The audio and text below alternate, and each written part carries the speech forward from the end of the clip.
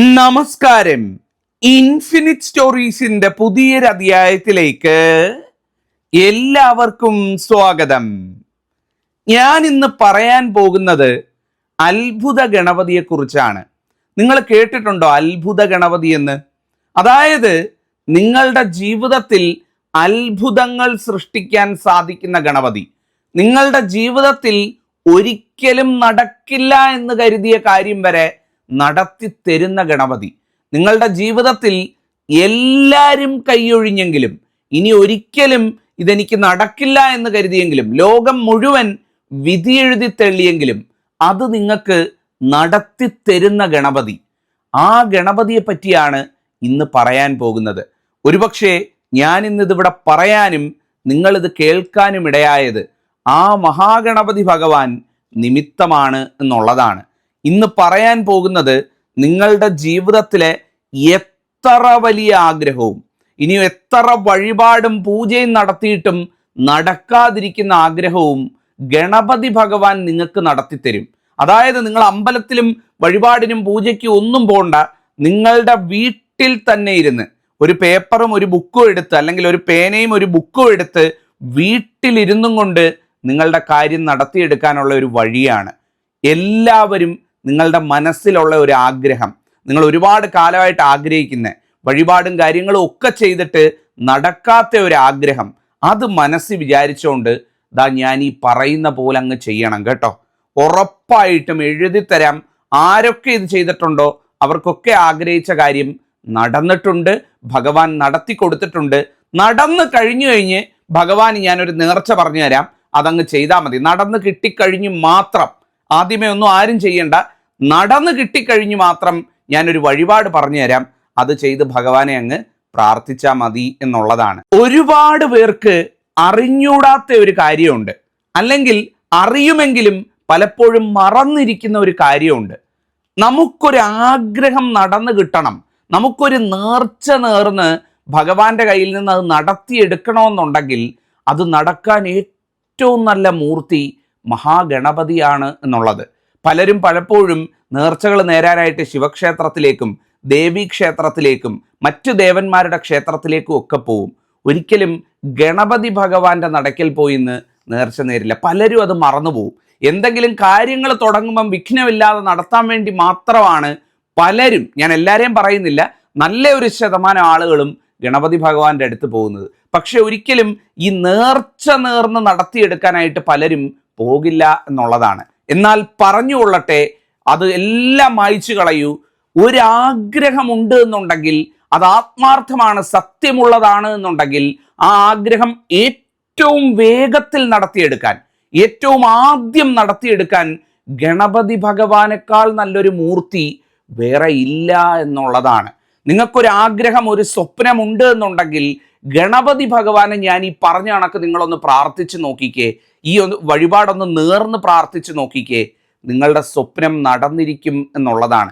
അതിനേക്കാൾ വേഗത്തിൽ നടത്തിത്തരുന്ന ഒരു ദേവൻ ഇല്ല എന്ന് കണ്ണും പൂട്ടി പറയാൻ സാധിക്കും. അത്രയും ശക്തിയുള്ള ദേവനാണ് മഹാഗണപതി ഭഗവാൻ എന്ന് പറയുന്നത്. മഹാഗണപതി ഭഗവാന് ഞാൻ ഈ പറയുന്ന പോലെ നിങ്ങൾ നിങ്ങളുടെ വീട്ടിലൊന്ന് ചെയ്തു നോക്കൂ. നിങ്ങളുടെ ആഗ്രഹം, സ്വപ്നം, നിങ്ങൾ പറഞ്ഞിരിക്കുന്നത് എന്തു തന്നെ ആയാലും എത്രയും വേഗം, ചിലപ്പോൾ നിങ്ങൾ തന്നെ അതിശയപ്പെടും, ഭഗവാനെ ഞാനൊന്ന് പറഞ്ഞപ്പോഴേക്കും അങ്ങ് എനിക്ക് നേടിത്തന്നല്ലോ, ഇതെന്തൊരു അത്ഭുതമായിരിക്കുന്നു, എൻ്റെ ജീവിതത്തിൽ ഇങ്ങനൊരു അത്ഭുതം ഉണ്ടായിട്ടില്ല എന്ന് നിങ്ങൾ പറയും. ഒരുപാട് അനുഭവ സാക്ഷ്യങ്ങൾ എനിക്ക് നേരിട്ടറിയാവുന്നതാണ്. ഒരുപാട് പേർക്ക് ഞാനത് പറഞ്ഞു കൊടുത്ത് എൻ്റെ അനുഭവത്തിലുള്ളതാണ് എന്നുള്ളതാണ്. അപ്പം ആ അനുഭവത്തിൻ്റെയും കൂടെ പശ്ചാത്തലത്തിലാണ് ഞാനിത് പറയുന്നത്. ആദ്യമായിട്ട് ഈ കാര്യം ചെയ്യാനായിട്ട് വേണ്ടത് ഒരു നോട്ട്ബുക്ക് വാങ്ങിക്കണം കേട്ടോ. ഒരു 200 പേജിൻ്റെയോ അല്ലെ 150 പേജിൻ്റെയോ ഒരു നല്ല നോട്ട്ബുക്ക്. അതിനു വേണ്ടി മാത്രമായിട്ട് കടയിൽ പോകുമ്പം സ്കൂളിൽ കുട്ടികളൊക്കെ കൊണ്ടുപോകുന്ന തരം നോട്ട്ബുക്കില്ലേ, ആ ഒരു നോട്ട്ബുക്ക് വാങ്ങിക്കണം. ഒരു നല്ല ഒരു പേനയും ആ നോട്ട്ബുക്കിനോടൊപ്പം, നീലമഷി പേനയായ ഏറ്റവും നല്ലത്, കറുപ്പ് വേണ്ട, നീലമഷി പേന ഒരെണ്ണം വാങ്ങിക്കുക. അല്ലെ പച്ചമഷി പേന ഉണ്ടെങ്കിൽ അതായാലും മതി. നീലയോ പച്ചയോ നിറത്തിലുള്ള ഒരു മഷി പേനയും കൂടെ വാങ്ങിക്കുക. ഇത് രണ്ടും ഐശ്വര്യമായിട്ട് വീട്ടിൽ കൊണ്ടുവന്ന് നിങ്ങളുടെ പൂജാമുറിയിലോ അല്ലെങ്കിൽ നിങ്ങളുടെ സാധന സാമഗ്രികളൊക്കെ വെക്കുന്ന ശുദ്ധിയും വൃത്തിയുള്ളവരെടുത്തോ അത് വെക്കുക. ആദ്യമായിട്ട് ഇത് ചെയ്യേണ്ടതെന്ന് പറയുന്നത്, നിങ്ങൾക്ക് എപ്പോഴാണോ സമയമുള്ള ഇന്ന നേരം ഇന്ന സമയത്ത് തന്നെ ചെയ്യണം, ഇന്ന നേരം നോക്കി ചെയ്യണം, ഇതൊന്നും ഇതിന് ബാധകമല്ല. രാഹുകാലം ഒഴിച്ചുള്ള ഏതെങ്കിലും ഒരു നല്ല നേരം നോക്കി അങ്ങ് ചെയ്താൽ മതി എന്നുള്ളതാണ്. രാഹുകാലത്ത് ചെയ്യേണ്ട രാഹുകാലം കഴിഞ്ഞ് ഒരു നല്ല നേരം നോക്കി, ശരിക്കും പറഞ്ഞാൽ രാഹുകാലം പോലും നോക്കേണ്ട കാര്യമില്ല. എന്നിരുന്നാലും ഒരു രാഹുകാലം നോക്കി, ഒരു നല്ല സമയം നോക്കി, ഒരു സമാധാനമായിട്ട് നിങ്ങൾക്ക് മാനസികമായിട്ട് ഒന്ന് റിലാക്സ് ആയിട്ട് ഇരിക്കാൻ പറ്റുന്ന സമയം നോക്കി ആ ബുക്കും പേനായും എടുക്കുക എന്നുള്ളതാണ്. എടുത്തിട്ട് ആ പുസ്തകം തുറന്ന്, ആ നോട്ട്ബുക്ക്, ആ കാലിയായിട്ടുള്ള നോട്ട്ബുക്ക് തുറന്ന് അതിൻ്റെ ആദ്യത്തെ പേജിൽ, തുറക്കുമ്പോൾ ആദ്യം കാണുന്ന പേജ് ഉണ്ടല്ലോ, ഇൻഡെക്സ് പേജ് ഒക്കെ ഉണ്ടെങ്കിൽ അതൊക്കെ വിട്ടേക്കൂ, ആദ്യത്തെ വെള്ള പേജ് ഉണ്ടല്ലോ, എഴുതാൻ പറ്റുന്ന പേജ്, ആ പേജിൻ്റെ ഒത്ത മധ്യത്തിലായിട്ട് ഓം ഗം ഗണപതയേ നമ എന്ന് എഴുതുക. എങ്ങനെയാണ്? ഓം ഗം ഗണപതയേ നമ എന്ന് അതിൻ്റെ ഒത്ത മധ്യത്തിലായിട്ട് എഴുതുക. ആ എഴുതിയിരിക്കുന്നതിൻ്റെ താഴെ നിങ്ങളുടെ മനസ്സിലുള്ള ആഗ്രഹം അതെന്താണോ അതവിടെ വൃത്തിയായിട്ട് എഴുതി വെക്കുക, കൃത്യമായിട്ട്. ഉദാഹരണത്തിന്, ഭഗവാനെ ഞാൻ നല്ല കഷ്ടപ്പെട്ട് പഠിച്ചുകൊണ്ടിരിക്കുകയാണ്, എനിക്കൊരു PSC ജോലി ഇന്നത് കിട്ടണം, അല്ലെങ്കിൽ നിങ്ങൾക്ക് എന്തെങ്കിലും സ്പെസിഫിക് ആയിട്ട് പറയാനുണ്ട്, ഇന്ന ഡിപ്പാർട്ട്മെൻറ്റിൽ ഇന്നത് എഴുതി എനിക്ക് ജോലിയിൽ കയറണം, ഉദാഹരണം പറയുക കേട്ടോ. അതല്ല മക്കളുടെ എന്തെങ്കിലും കാര്യം, അമ്മമാർ മക്കൾക്ക് വേണ്ടി എഴുതുകയാണ്, എൻ്റെ മകൻ്റെ ജോലിക്കാര്യം, അല്ലെ അവൻ്റെ പഠനത്തിൻ്റെ കാര്യം, അല്ലെങ്കിൽ സന്താന ഭാഗ്യം ഉണ്ടാകാനുള്ള യോഗം, അങ്ങനെ നിങ്ങൾക്ക് എന്താണോ, നിങ്ങൾക്ക് മറ്റൊരാൾക്ക് വേണ്ടിയും എഴുതാം, നിങ്ങൾക്ക് സ്വയം വേണ്ടിയും എഴുതാം. ചിലപ്പോൾ ഒരുപാട് കാലമായിട്ട് നേർച്ചയും വഴിപാടും കയറാത്ത അമ്പലങ്ങളില്ലാതെ ഇങ്ങനെ ഒരുപാട് അടുത്ത് നടക്കുന്നുണ്ടാവും, നടന്നു കിട്ടിയിട്ടുണ്ടാവില്ല. എന്തു ആയിക്കൊള്ളട്ടെ, നിങ്ങൾ ആഗ്രഹിക്കുന്ന ആ ഒരു കാര്യം എഴുതാൻ പാടുള്ളൂ. ഒരു കാര്യം ഐശ്വര്യമായിട്ട് ആ ബുക്കിൻ്റെ ആദ്യ പേജിൽ ഓം ഗം ഗണപതേ നമ എന്ന് എഴുതിയതിൻ്റെ അടിയിൽ മനോഹരമായിട്ട് നിങ്ങൾക്ക് അറിയാവുന്ന ഭാഷയിൽ, ഇംഗ്ലീഷിലോ മലയാളത്തിലോ ഏതാണ് നിങ്ങൾക്ക് എഴുതാൻ പറ്റുന്ന ഭാഷ, അതിൽ മനോഹരമായിട്ട് ഭഗവാനോട് പറയുന്ന രീതിയിൽ, ഭഗവാനെ ഇത് നടത്തി തരണേ എന്നുള്ള രീതിയിൽ ആ ഓം ഗം ഗണപതേ നമ മധ്യത്തിൽ എഴുതിയതിൻ്റെ താഴെ ഭാഗത്തായിട്ട് എഴുതുക. ഐശ്വര്യമായിട്ട് ആ കാര്യം എഴുതി അങ്ങ് വയ്ക്കുക. എഴുതി വെച്ചിട്ട് രണ്ടാമത്തെ പേജിലേക്ക് കടക്കുന്നതിന് മുമ്പായിട്ട് നിങ്ങളുടെ മനസ്സിൽ ഭഗവാന് ഒരു നേർച്ച നേരണം.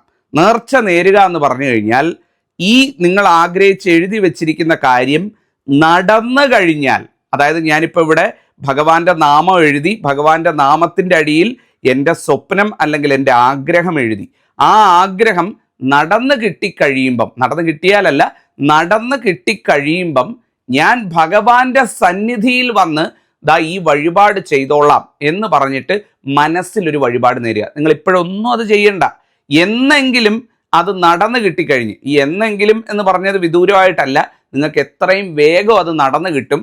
അത് എന്നാണോ, ചിലപ്പോൾ അത് അടുത്ത ദിവസം നടന്നു കിട്ടിയെന്നിരിക്കും, ചിലപ്പോൾ അത് ഒരാഴ്ച കഴിഞ്ഞായിരിക്കും, ചിലപ്പോൾ അത് ഒരു കൊല്ലത്തിനകത്തായിരിക്കും. പക്ഷെ എത്രയും വേഗത്തിൽ നിങ്ങൾ ആഗ്രഹിക്കുന്നതിന് മുന്നേ, അല്ലെങ്കിൽ നിങ്ങൾ വിചാരിക്കുന്നതിനേക്കാൾ എളുപ്പത്തിൽ അത് നടന്നു കിട്ടും എന്നുള്ളതാണ്. അത് നടന്നു കിട്ടിക്കഴിയുമ്പം ഞാൻ ഭഗവാന്റെ സന്നിധിയിൽ വന്ന്, ഭഗവാന്റെ സന്നിധി എന്ന് പറയുമ്പം മഹാഗണപതി ക്ഷേത്രം വീട്ടിനടുത്ത് എവിടാ ഉള്ളതെന്ന് ആലോചിക്കുക.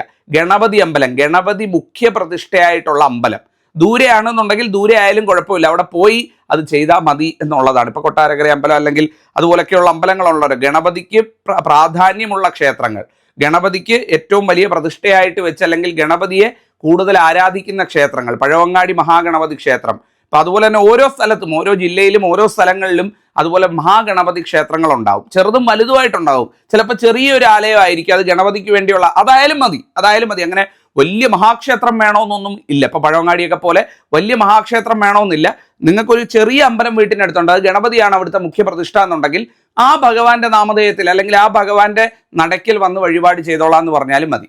നേരേണ്ട വഴിപാട് ഭഗവാന് വിളക്കും കറുകമാലയും സമർപ്പിച്ചോളാം. എന്താണ് വിളക്ക് എന്ന് പറയുന്നത്? നിലവിളക്ക്. നല്ല ഐശ്വര്യമായിട്ട് ഒരു നിലവിളക്ക് വാങ്ങി, ഒരുപാട് ചെറുതായി പോകരുത്, എന്നാൽ ഒരുപാട് വലുതാകുകയും വേണ്ട, ഒരിടത്തരം നിലവിളക്ക് വാങ്ങി അതിൽ 5 തിരിയിട്ട് കത്തിച്ച് ഭഗവാന്റെ നടയ്ക്കൽ സമർപ്പിച്ച്, ഭഗവാന് ഞാൻ കറുകമാല ചാർത്തിക്കൊള്ളാം എന്ന് മനസ്സിൽ നേരുക. മനസ്സിൽ മാത്രം മതി. കാര്യം നടന്നു കിട്ടിക്കഴിഞ്ഞ് ഇത് മറന്നു പോരുത്. അതുകൊണ്ടാണ് ഈ ബുക്ക് വെച്ചേക്കാൻ പറയുന്നത്. കാര്യം നടന്നു കിട്ടിക്കഴിയുമ്പോൾ, പാലം കിടക്കുന്നിടം വരെ എന്ന് പറയത്തില്ലേ, എന്ന് പറയുന്ന കണക്ക് കാര്യം നടന്നു കഴിയുമ്പം ഇത് മറന്നു പോകരുത്. മറന്നുപോയാൽ ഇരട്ടി അനർത്ഥമാണ് എന്നുള്ളതാണ്. അപ്പം കാര്യം നടന്നു കിട്ടിക്കഴിയുമ്പം ഭഗവാന്റെ ഈ മനസ്സിൽ വിചാരിച്ച അമ്പലമോ അല്ലെ ഏതെങ്കിലും ഒരു മഹാഗണപതി അമ്പലമായാലും മതി. ഇനി ഇന്ന അമ്പലം പറഞ്ഞില്ലെങ്കിലും ഏതെങ്കിലും ഒരു ഗണപതി ക്ഷേത്രത്തിൽ പോയി ഭഗവാന് നല്ല ഒരു നിലവിളക്ക് വാങ്ങി ആ നടയ്ക്കൽ സമർപ്പിക്കുക. ആ നിലവിളക്കിൽ 5 തിരിയിട്ട് കത്തിച്ച് ഭഗവാന്റെ മുന്നിൽ വെച്ച് നന്ദി പറയുക. ഒപ്പം ഒരു കറുകമാല കൂടി അതേ നേരത്ത് തന്നെ, ആ വിളക്ക് വെക്കുന്ന നേരത്ത് തന്നെ തിരുമേനി എടുത്ത് പറഞ്ഞാൽ മതി. തിരുമേനി അത് അവിടെ ചാർത്തി ഭഗവാനെ കണ്ട് തൊഴുത് നന്ദി പറയുക. കാര്യം നടന്നിരിക്കും. നിങ്ങളിത് നേർന്നു വെക്കൂ. അതിനുശേഷം ഇനിയാണ് പ്രധാനപ്പെട്ട കാര്യം. ഇപ്പൊ 1-ാമത്തെ പേജിൽ ഓം ഗം ഗണപതേ നമ നമ്മൾ എഴുതി, അതിൻ്റെ താഴെയായിട്ട് നമ്മളുടെ സ്വപ്നം അല്ലെങ്കിൽ നമ്മളുടെ ആഗ്രഹം എഴുതി. അടുത്ത പേജുകൾ ബാക്കി കിടപ്പുണ്ട്. ഇതിനിടയിൽ നമ്മളുടെ മനസ്സിൽ ആഗ്രഹം നടന്നു കിട്ടുമ്പം ഭഗവാന് ചെയ്യേണ്ട നേർച്ചയും നേർന്നു കഴിഞ്ഞു. അടുത്ത പേജ് എടുത്തിട്ട്, തൊട്ടടുത്ത പേജ് എടുത്തിട്ട് ഞാൻ ഈ പറയാൻ പോകുന്ന മന്ത്രം ഇത് തെറ്റിക്കാതെ ഞാൻ പതുക്കെ പറഞ്ഞു തരാം. നിങ്ങൾ എഴുതിയെടുക്കുകയോ കുറിച്ചെടുക്കുകയോ ഫോട്ടോ എടുത്ത് വെക്കുകയോ എന്താണെന്ന് വെച്ചാൽ ചെയ്യൂ.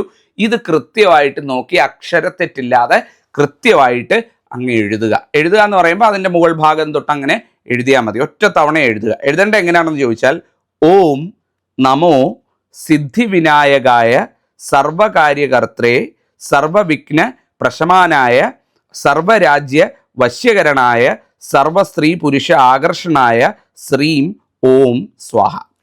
ഇത് കൃത്യമായിട്ട് തെറ്റാതെ അവിടെ അങ്ങ് എഴുതുക. ഇത് എല്ലാ ദിവസവും ഒരു തവണ എഴുതുക. നിങ്ങൾക്ക് സമയമുള്ളപ്പം മതി. രാവിലെ ഉറക്കം എഴുന്നേറ്റ് വരുന്ന വാക്കിനോ, കുളിച്ച് ശുദ്ധിയായി വരുന്ന വാക്കിനോ, അല്ലെ രാത്രി കിടക്കാൻ പോകുന്ന സമയത്തോ, ഇനി അഥവാ ഒരു ദിവസം മറന്നു പോയാലും അടുത്ത ദിവസം അതും കൂടെ ചേർത്ത് അങ്ങ് എഴുതിയാൽ മതി. ഒരു ദിവസം ഒരു പ്രാവശ്യം ഈ മന്ത്രം എഴുതണം. ഈ മന്ത്രം എഴുതി ഈ പുസ്തകം തീരുന്നതിന് മുമ്പ് കാര്യം നടന്നിരിക്കും. ചിലപ്പോൾ ഇത് എഴുതി ഒരു 2 ദിവസം ആകുമ്പം ചിലപ്പോൾ കാര്യം നടന്നിരിക്കും. എല്ലാ ദിവസവും ഒരു പ്രാവശ്യം ഈ മന്ത്രം ഈ ബുക്ക് എടുത്ത് ഇതിൻ്റെ പിന്നോട്ട് കിടക്കുന്ന പേജുകളിലൊക്കെ എഴുതുക എന്നുള്ളതാണ്. ചിലപ്പോൾ ഒരു പേജ് 3 എണ്ണം എഴുതാനുള്ള സ്ഥലം കാണും. ചിലപ്പോൾ ഒരു പേജ് 2 എണ്ണം ആയിരിക്കും. ചിലരുടെ ഹാൻഡ് റൈറ്റിംഗ് വെച്ച് എഴുതാൻ പറ്റും. നിങ്ങൾക്ക് എത്ര തവണ എഴുതാൻ പറ്റുന്നോ അതിൽ അത്രയും തവണ എഴുതുക എന്നുള്ളതാണ്. ഓം നമോ സിദ്ധിവിനായകായ സർവകാര്യകർത്രേ സർവവിഘ്ന പ്രശമനായ സർവരാജ്യ വശ്യകരണായ സർവസ്ത്രീ പുരുഷ ആകർഷണായ ശ്രീം ഓം സ്വാഹ എന്ന് ഐശ്വര്യമായിട്ട് അതിൻ്റെ ആ 2-ാമത്തെ പേജിൽ എഴുതുക. അടച്ചു വെക്കുക. ഐശ്വര്യമായിട്ട് അത് വെച്ചിട്ട് നിങ്ങളുടെ കാര്യങ്ങളിലേക്ക് ഇടപെടുക. അല്ല രാത്രി എഴുതുകയാണെങ്കിൽ അത് കഴിഞ്ഞിട്ട് പോയി സുഖമായിട്ട് കിടന്നുറങ്ങുക. അടുത്ത ദിവസം ഇതുപോലെ തന്നെ വരിക. ഈ പുസ്തകവും പേനയും എടുക്കുക. ഇതേ മന്ത്രം തന്നെ ആ ആദ്യം എഴുതിയതിൻ്റെ താഴെയായിട്ട് എഴുതുക. അടുത്ത ദിവസം അതിൻ്റെ താഴെയായിട്ട് എഴുതുക. അടുത്ത ദിവസം അതിൻ്റെ താഴെയായിട്ട് എഴുതുക. ചിലപ്പോൾ ഒരാഴ്ച വീട്ടിലുണ്ടാവില്ല, എന്നെവിടെയെങ്കിലും യാത്ര പോയിരിക്കുകയായിരിക്കും. ഒരാഴ്ച കഴിഞ്ഞ് വരികയാണെന്നുണ്ടെങ്കിൽ ഇപ്പോൾ ഒരു 7 ദിവസത്തെ എഴുതാനുണ്ടെന്നുണ്ടെങ്കിൽ ആ ദിവസം അടുത്ത ദിവസം ആ 7 എണ്ണം അങ്ങ് എഴുതിയാൽ മതി. അതുകൊണ്ട് ഒരു ദിവസം മറന്നുപോയി എന്ന് കരുതി അയ്യോ എനിക്കത് മറന്നുപോയല്ലോ, മിസ്സായി പോയല്ലോ, അങ്ങനെയൊന്നും വിഷമിക്കേണ്ട കാര്യമില്ല. അഥവാ ഒരു ദിവസം മറന്നുപോയാലോ അല്ലെ ഏതെങ്കിലും യാത്രയിലോ മറ്റൊരു കാര്യങ്ങളിലോ തിരക്കിലോ ആയിപ്പോയെങ്കിൽ പിറ്റേ ദിവസം അതും കൂടെ കണക്ക് കൂട്ടി വെച്ച് എഴുതുക.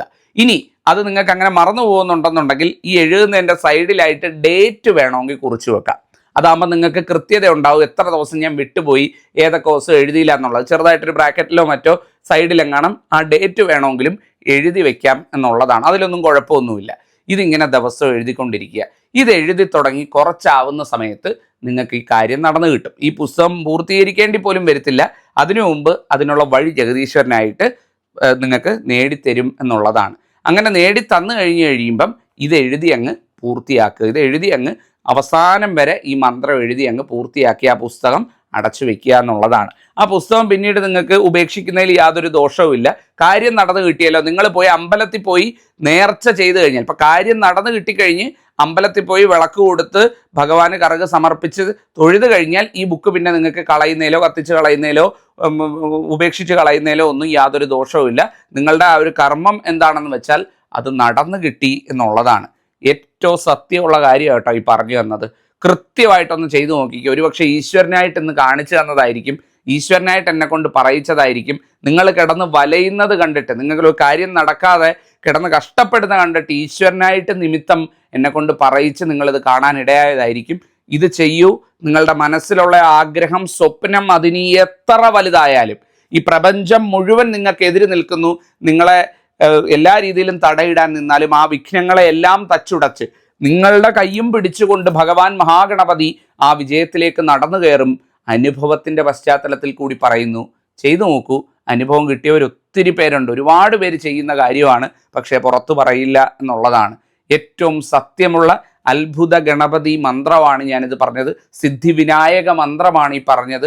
ഇതിനേക്കാൾ വലിയൊരു ഐശ്വര്യം വേറെ കിട്ടാനില്ല എന്നുള്ളതാണ്. എന്തെങ്കിലും സംശയങ്ങൾ ഞാൻ ഈ ചോദിച്ചതിൽ നിങ്ങൾക്ക് എന്തെങ്കിലും മനസ്സിലാകാത്തത് തിരിയാത്തതുണ്ടെങ്കിൽ ചോദിക്കുക, ഞാനത് വ്യക്തമാക്കി തരുന്നതാണ്. ജഗദീശ്വരൻ നിങ്ങൾക്കും കുഞ്ഞുങ്ങൾക്കും കുടുംബത്തിനും എല്ലാ ഐശ്വര്യങ്ങളും നൽകട്ടെ. എൻ്റെ അമ്മ മഹാലക്ഷ്മി നിങ്ങൾക്കും കുഞ്ഞുങ്ങൾക്കും എല്ലാ സൗഭാഗ്യങ്ങളും നൽകി അനുഗ്രഹിക്കട്ടെ. നന്നായിരിക്കട്ടെ. നന്ദി, നമസ്കാരം.